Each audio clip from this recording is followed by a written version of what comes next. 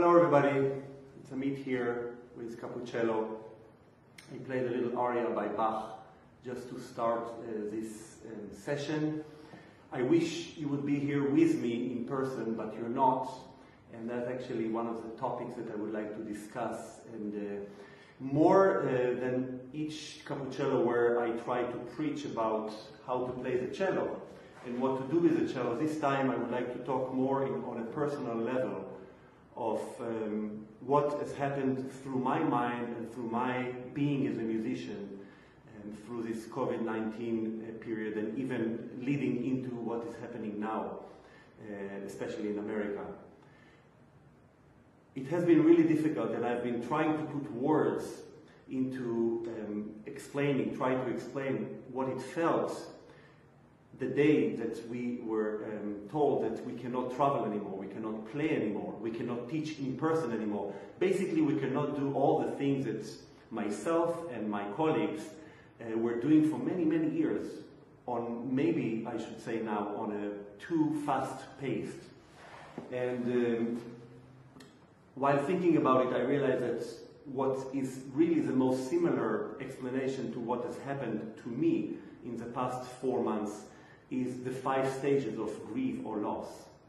I don't know if all of you are aware of those stages, but the first stage of denial and isolation is really the stage that I felt I was in March when it all started.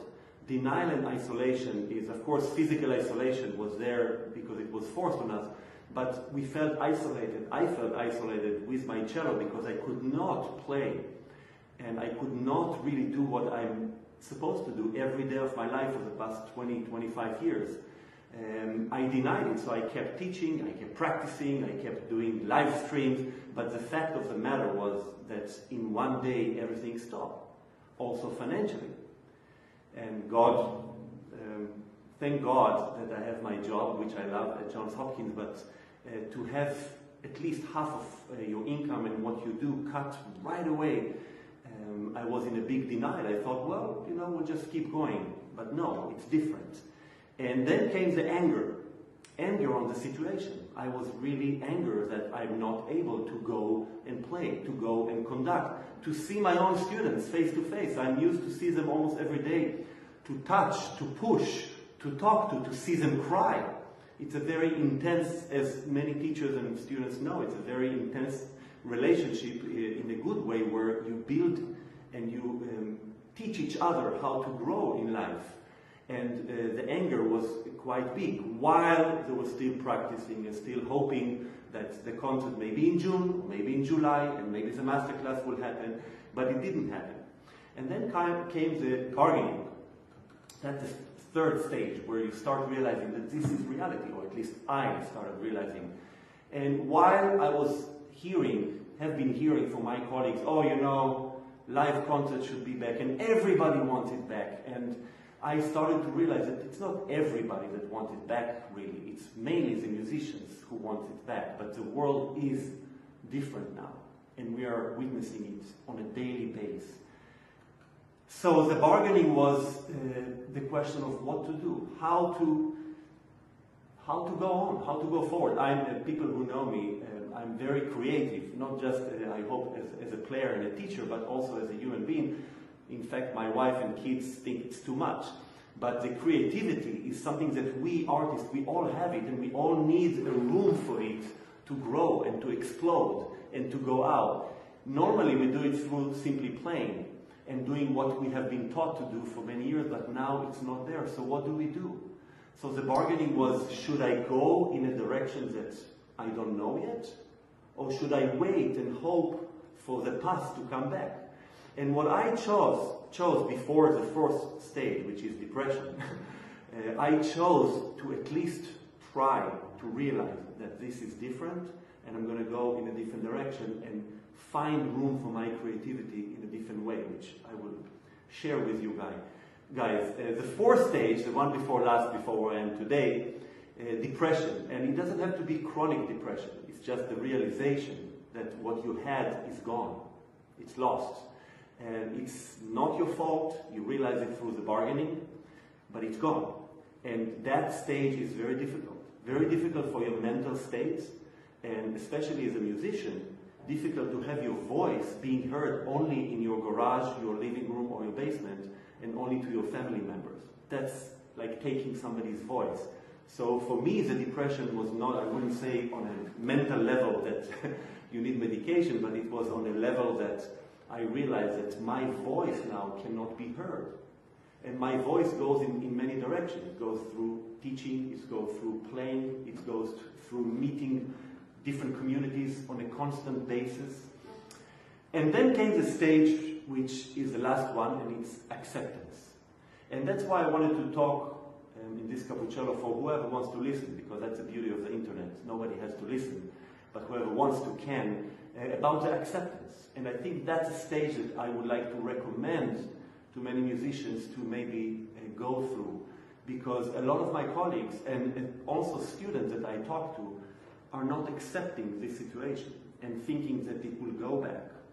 I kind of not agree with it. I think it will never go back to being able to freely travel, being able to, for a very cheap price, go across the world in one day, play a concert, come back, play another concert, go on a tour, teach your 14, 15 students, go home for a day.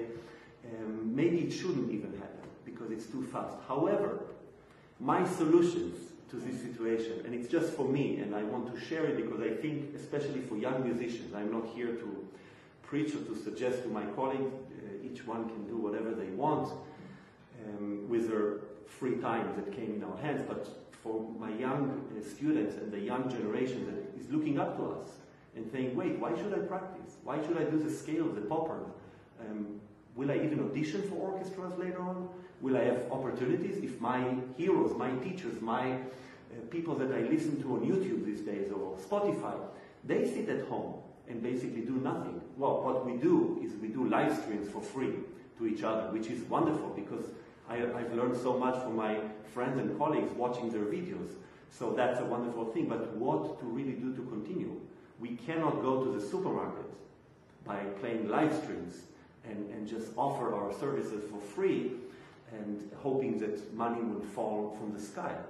So what I decided to do has 3 levels to it, 3 stages to it. One is to realize and to embrace the fact that traveling will not be the same. And I was very happy to read an article with the great Samuel Rattle that said that basically the same thing, that he just took a train now from Berlin to Munich for his first concert after this outbreak came, and that he said that he and his orchestras and the people around him will have to realize that this will not be the same. And I felt exactly the same, and it was reassuring to read from such a great hero of mine musically, saying basically the same thing. Not traveling so much. What does it mean for a musician? What does it mean for a parent, for a husband, for a teacher? Is it so bad? It's not so bad. I think what happened to me and to many of my friends who have been successful in our business, that we have been gone from our life for so long. I live in Baltimore. We have a lot of problems here. We have a lot of conflicts between the African American communities, between us, where we live, and who we are as Americans. I've played in hundreds of schools in my career, literally hundreds of schools, everywhere I go to. Yellow Spring, Palm Spring, you name it. I mean, I've been in every single state in this country and in Europe and in Asia, and I always played in schools. People who know me know how important it is for me. Then I started in the acceptance stage to realize, wait, how many schools have I played in my own town? In the town where my kids go to school. In the town where my wife goes to work. When I go to see friends and I go through areas where there are public schools that I never visited. So part of my acceptance was to realize that my conducting, my playing, my teaching will have to be embraced in my community. However, wait with me because it's not that bad. I don't think it's bad. I think it's wonderful because in our age, we have the internet. And we can share that, the same as I share with you. Look guys, I think it looks pretty nice where I sit now. I don't think you realize that I'm sitting in my garage now, in my house. Usually my car is parking where I sit now. But now it is a place where I play. And last week I played a concert for the Portland Cello Society, and next week I'm playing for the Maryland Hospital, and so on. There are many, many events at which I want to talk about and how is that possible. But the fact of the matter is that we can do so much where we live. We can do so much. We can play outside. We can play in our community, and hopefully when the stages will go from 1 to 2, here in Baltimore we're going to stage 1 tomorrow on Monday, where we can be in places together, and not many people, but that means that I can play maybe in schools, I can play in summer camps, but I can also share it with you. Imagine that people like me, and more famous, will go to play in schools in their community, will go to play concerts in their neighborhood, but we, the general public, will be able to see it. Wouldn't that be amazing? I mean, the playing is the same. When I play for you as a Bach now, I played it for my wife and the bicycles of my kids, but I thought about all the people that potentially could hear me that may be very excited, nervous, and agitated, like I am before I go on stage anywhere in the world. And with a little microphone and an iPhone, I can share that with you. Then comes the stage of how can I make a living out of it. And I think this is where I've been thinking about actually before COVID-19, about the fact that each one of us artists, and that relates also to young musicians, that I wish will not give up as musicians. That's where I think we should start establishing platforms where people who want to listen to us, who wants to hear us teach, who wants to hear us play, who wants to hear us talk, they pay, but they pay a little bit. Imagine the potential that we have in the world if, let's say, for a little concert with X who plays the violin, or with Y who plays the piano, whom you really like, one can enjoy that concert for $1 or for $5 a month, like you pay for Netflix. That, I think, is where we're going, and that can be such a beautiful thing, because we can play for people, it will be around us. We can be with our families, which is so, so wonderful and needed. And at the same time, we can share what we do with the world. I just finished online cello academy. People who know me well, especially my students, but also others, know how much teaching is important for me. It's a big passion for me. I cannot just go and play. I need to teach. I need to exchange that kind of knowledge with my students. I love seeing them grow. I love playing with them. Soon there will be a video that Ismail, a student of mine, and myself produced, and it will be broadcast in some places. This is a wonderful thing for me to do. Those things are so important. So I decided, look, I don't have my students now. I can't see them in person. So I do this Zoom thing, and in the denial stage, in the anger stage, in the bargaining, in the depression stage, all those stages, I avoided the Zoom until I embraced it, and I realized that I can do so much with Zoom. And I can teach them so actually well on different subjects. And I never, in the 17 years of teaching at Peabody, I never taught my students during the summer, because I was busy traveling and they were busy doing other festivals. But now we do Zoom sessions once a week. We play scales together, we talk about what needs to be taught. That's wonderful, and it takes an hour that I would anyway play my scales on that day, given day. So that's a wonderful thing. The Online Academy was an initiative that I thought before all those academies came, or online sessions came up, I thought it would be really cool for students who contact me during the year and I never have the time to teach. I thought this would be a great initiative. How about I publish it online? And I see it. And there were 22 students from all over, from Turkey, from Hawaii, from Korea. I was overwhelmed by it, and I so enjoyed teaching those students. It was really hard work, 8 days of really hard cello intensive work, but it was wonderful. And it was wonderful, I hope, also for them, but the fact that the internet and this new era connected us made me think that there's not something bad only about what has happened. By the way, all of them paid for it. Of course they paid for it, because I have a mortgage like anybody else. Musicians need to pay bills like anybody else. So it costs money. But instead of taking a flight and getting a visa to the US, and this and this and this and this, which will cost also a fortune, you can sit at home And you have students from Copenhagen, from Denmark. And 10 a.m. here is, I don't know, 2 in the afternoon, 3 in the afternoon, and we have a lesson. And now I've been connected myself through the cello, through Zoom, through this era, to so many wonderful students. Not with the notion of them maybe finally coming here. Some of them are not even in the level that I would never accept to my class, but that's not the point. The point is that I could share my voice and artistic vision with people that I could not do it before. Some of them would never get into the festivals that I usually teach in. Some of them would never have the money to fly or to get the visa to go to those places. Now they can.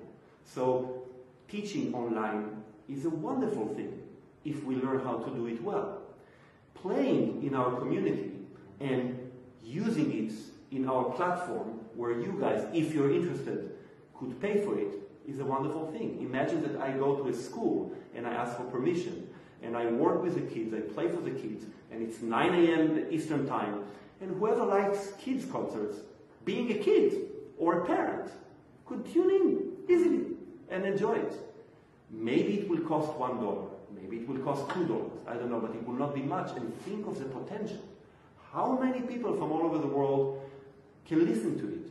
So I think that the acceptance stage is maybe a stage that is too early for some other people, some other of my colleagues, because still people have this artistic vision that they want to share, and they all just do it, just put it online, feeling that we need to do something.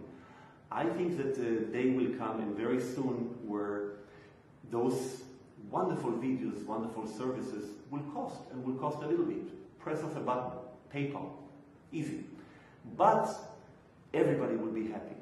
And so that's basically what has gone through my mind, my soul, my being as a musician. And I hope that it helps, especially the young people. If you think of those stages, I am quite sure and hope that most of my students, at least, or that age, late teens, early 20s, haven't felt a loss or haven't had to deal with grief in their life. I hope so. Maybe this is the first time that you ask these questions, and that's difficult. It's difficult for all of us. Don't think that we just sit at home and waiting for it to go back and everything is good. No, I think we all go through a very hard time. And now finally, to put it into place with what has happened in America in the last week or 10 days, with this horrible treatment of policemen to an innocent human being, and then the result of him being dead, and then all those riots and things that happened. I don't want to go into politics because I do want to stay as an artist, as a musician, but I can tell you that through that process and getting to think about my city, we have here in Baltimore, and I'm sure in many other cities in America, and in fact all over the world, in different levels, in different relationships between people, we have problems. And the voice of music can help to save or to make this problem better. As a musician that listens to music, that has to listen, because when I play, even with myself, but when I play with piano, with other instruments, I have to listen. It's such a great tool for democracy, to be able to listen to one another. And I realize that if I'm able now to teach that even more, and not as I did it always when I go out to play in other places, but here, to my community, there are hundreds, if not thousands of schools in Maryland which I can drive to and play for, as well as my students who could do it. I think that would be a great achievement, because if we start with education, I don't believe that diversity will be such a problem, because there will be simply many more people from underprivileged areas that will have the opportunity to play or to be exposed to it. That's what we do when we do an outreach. We go, we expose them to cello, to music, to who we are, to the passion behind it. If we can do it in our hometown, we can achieve so much more in our community while we share it online with the world. So I hope that this helps you, and especially the young ones, to realize that there's a lot to do with music. It will be different than what we are used to. Maybe you don't need to win a big competition in order to be able to play in your community, but you can do a lot. One more thing I want to say about the playing. Don't think that because you go and play outside in your neighborhood, or because you go to hospitals, or because you create your concerts in your community, you don't have to think of the quality of the playing. I never said that, and I never believe in it, and when people start creating their own career, but forgetting the essence of how to play, the use of scales, double stops, practice time, running through pieces, making sure that it's really good, no matter where you play, in your garage, in your neighborhood, in your public school, in your area, or you take a plane somewhere.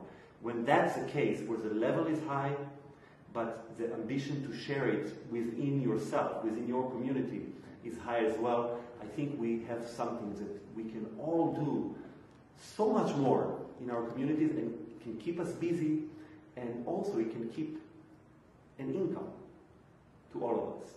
So please think about it. I would be happy to hear some questions if you have.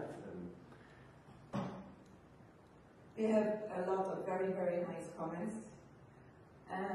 One particular question is, have you been experimenting with anything in particular during your quarantine practice, techniques, certain kinds of musical ideas?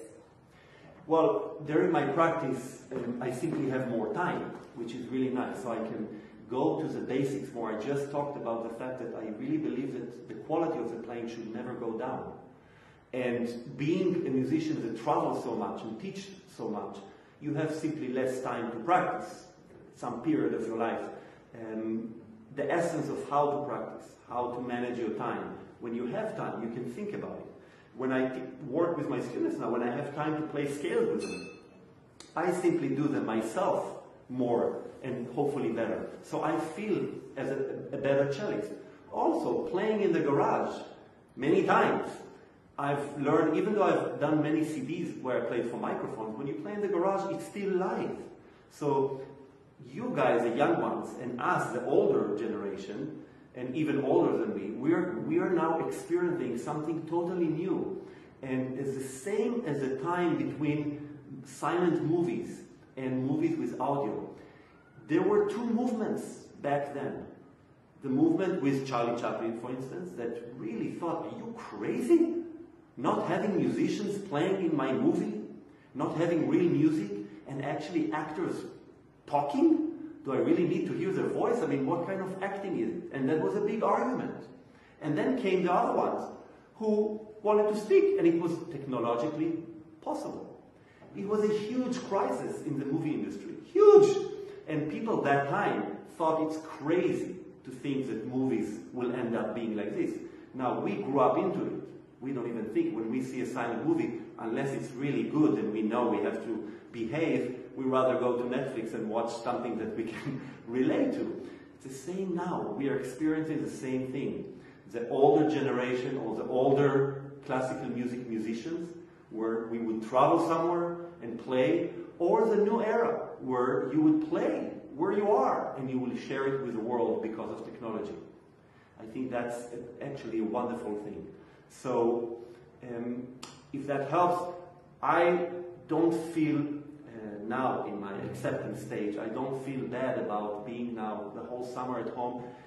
I can share with you that on a daily basis I get text or email from my manager about concerts from September on that are cancelled or postponed, but usually cancelled because the season after is already, people are booked. So at the beginning I was frustrated, but now I'm not, because I know it will be cancelled, but I'm thinking, what can I do with my time? Somebody wants to know if on the online academy in August, is there a certain proficiency you are looking for in applicants? Well, in the academy, another great thing about the internet, we have in the online academy, we have active participants, which obviously have to get in, have to get accepted, sending videos, usually of 2 contrasting pieces. And then we have, I usually have 8 or 10 maximum students. But then we have inactive participants. And that's endless number, because I can have on my Zoom hundreds of people, theoretically. So we have had quite a few amateur cellists who just wanted to observe the lessons online, but we do once a day scale session, which I play with the students, And for 1 hour, it's like you go to a cello gym, and we go through all the basics every single day, and that's open for everybody. So everybody has their cellos, and I have like many squares on my TV screen where I teach what I teach with, and that's a wonderful thing. So to your question, to get into the active participants, I need to see it, and usually what I want is somebody who is talented and teachable rather than just a star. So if somebody is really talented and in different stages in their development, I would be interested to work with them, especially these times and especially with disability. But if you feel that you're not good, or as it happened in our last academy where there were a couple of people that were not accepted to the active participant, but they came, they paid much less, I have to say, but they came as inactive participants, and also we record, which is just a press of a button, we record all the lessons. By the end of each day, the entire day is uploaded to YouTube on a private link where all the students and inactive participants can write notes, can look at it again, and then we keep it for 2 weeks after the festival for them to go back because it's very intense. So again, a wonderful thing that online that was forced on us taught me and made me happy about with teaching. Do you think it's time to abandon the CD with 1,000 cuts format and go for something that was maybe not perfect but less disturbed? Yes, I really think so. I think that CDs, you see in history we go through cycles. So what is happening now in our world is actually going back to around mid-19th century, where if you heard a concert, you heard somebody that most likely lived in your town, unless, you know, in Europe, yes, they would travel a little bit, but with a horse and wagon and get to your place after a month. But besides the genius Mozart or Clara Schumann, traveling was not that easy, so people didn't travel so much. Brahms lived in Vienna, and then once a year he traveled to the village next to it for the summer vacation, maybe one more time to Berlin, but that's it. That's it. And that's the most successful composer of his time.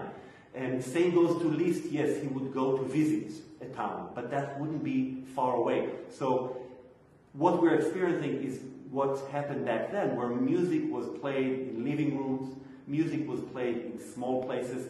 Many people, many composers, never heard Beethoven's symphony with an orchestra, they heard it with piano four hands. So I think this will happen more and more. The only advantage and difference is that in our time, we can share those concerts. So if a famous figure that we admire is going to a next street for a home recital, if they have their own channel that costs really $1 or $2, $5, I can listen to that house concert easily. And it sounds really pretty good. So we can share that mid-19th century mentality of living in the community and being active in your community. We can share it with the entire world, but we will be in that kind of mindset. Now, getting to your question, I think that will lead us to much more live performances and much less CDs. Who needs another CD? We have it all, but live performances of people that we really like, oh my God, I mean, if I could, one of my heroes is Piatigorsky or Fournier, if I would live in that time, and I could just pay $2-3 and listen to them, not in a big Carnegie Hall where you can hardly see them or hear them, let's face it, to hear them in a salon where they play a recital of showpieces that they would not dare do on the big stage because it doesn't sell tickets or whatever it is. They would go to France, they would pick up the cello and play 2 Mendelssohn songs without words, arranged for cello. I would pay to listen to it. I would totally pay to listen to it. So if that's the case now, that's wonderful. The musician can make money, and it's endless opportunity of people to listen to it and maybe to chip in a little bit without asking for donation. Just saying, if you want to hear it, it costs such and such. We won't need CDs. We might go back to spontaneity, where you play and you don't care. I mean, you play well. Those people really play well. But if you make a mistake, so what? You made a mistake. If you have a little blackout, you have a blackout. But you dare, you express yourself on the spot because you're playing for your friends, but you also know that everybody is listening to it, so you can be spare of the moment, all over the world, in your house. Do you expect to offer your cello academy again in the future when things are back to normal? Well, the whole point of this conversation is what is back to normal, but I think back to normal will not be the same normal, and I will absolutely offer this academy more. I also love being at home. I love being with my kids, with my wife. I don't like the traveling part. I've done it enough. If I can reach out to so many students like this and help them, I hope. You know, if they want to do it, it means that they want it. I don't run after them. Why shouldn't I offer it again? If it helps. So I'm intending to do it more. I'm intending to use a Zoom more even during the year when we hopefully go back to face-to-face lessons. I will keep the once-a-week scale class on Zoom, which I never did before because I didn't have time. So I think that the mix of the old pre-corona artistic life and the new post-corona artistic life will have to merge into new life. And we have to accept it. We have to embrace it. We have to feel that this is going to be different and not to wait to what was before. It's not going to be the same. I can share with you one concert society in California that I was supposed to play next year, well, this year, all the Beethoven sonatas, celebrating Beethoven's 250th anniversary. The concert was postponed to November, and then we just got a note from the presenters that the concert is cancelled because they did a poll between their audience. And as we know in classical music, most audiences are in the danger zone for corona, above 65 or above 70 or 75 even.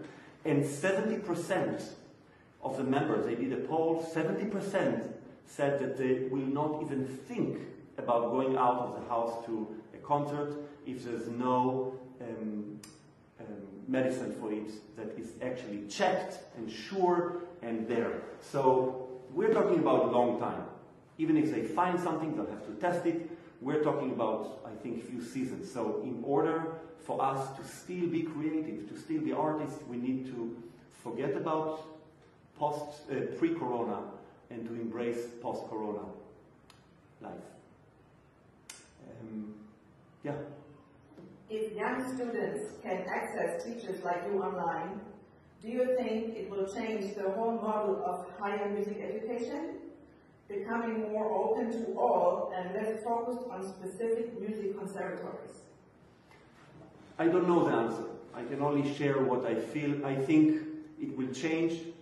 We are now much more acceptable we're reaching out to many more people. I mean, even without lessons, the fact that today as a young cellist you go on Instagram or God knows what, TikTok, Facebook, Twitter, and you see literally the greatest cellists in the world today on a daily basis putting out videos. I mean, I start my day, one of my heroes is Stephen Isserlis, I have to say, and of course I know all his recordings and I love reading what he writes. Every morning when I drink my coffee, I go to Twitter and I see the piece that he chose for the day to listen and what he wrote in his blogs, and it's wonderful. And to have Stephen Isserlis having the time to be stuck at home and to share his amazing knowledge about music and to share beats, these bonbons of pieces with us, not just for cello. It's a great way to start the day. That's Isserlis, a friend of mine, colleague Johannes Mother. I love his videos of how to play cello. Alban Gerhardt, so many. And it's so wonderful to see how our colleagues think. So just that is already different than before because all those people, including me, we have the time now to do it. And that's unbelievable. That's amazing. Brahms, it's known, used to sit in the Mensa, in the restaurant in Vienna from 4 p.m. until 11 p.m. He would write in the morning, but then he would sit with a beer and friends and talk. He had time. He had time to talk, to smoke a cigar, to share ideas. Imagine that Brahms would have internet and we could hear those ideas. So maybe the composers of today will go to have coffee in Starbucks and will share with us what they think about their pieces. If you want to listen, you pay a little bit. Maybe. But it will be there. So I think part of what we have to do now, artists, is to realize that in the acceptance stage, the fifth stage, we have to realize that money or fee is not going to come soon just from playing concerts the old way. It's not going to happen. So we have to readjust the dynamic of how we make a living as musicians, but it's possible. Now, another point, live lessons or face-to-face or playing for people, it's always, it's not a question of better, it's just more human. And what we want is to be human. We like hugging people, we like talking face-to-face, we like it. So all I'm saying is that eventually, I hope, we will go back to teach in person, but we should embrace what the online teaching and playing can give us and can give the world. So maybe I will have my 12, 14, whatever students that I really accepted to be with me for a few years one-on-one, but at the same time, maybe once a week, for 2 hours, I could share some thoughts, patterns, exercises, answer questions to people from God knows where, from the Philippine Islands, from Australia. Why not? It's wonderful. It will not be like a lesson that you are one-on-one, but it has many benefits that we have to embrace. So, yeah, that's it, and I hope that this gives you guys, again, especially the young ones, some ideas to think about, but also hope. Hope that your proper etudes and scales and your reasoning to play a sonata or a suite is still there. Music is needed, music should be played. It might not be on a big tour all across the world, it might be in your city, in your own circle, but remember that the world can enjoy it with your neighborhood. Take care.